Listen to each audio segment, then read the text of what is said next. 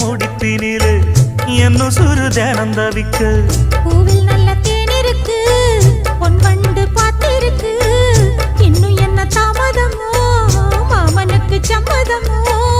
இப்பவே சொந்தம் கொள்ளவே கொஞ்சம் என் அருகில் வாமா சந்தைக்கு வந்த கிடி சாட சொல்லி பேசுதடி சந்தைக்கு வந்த மச்சான் சாட சொல்லி பேசுவதே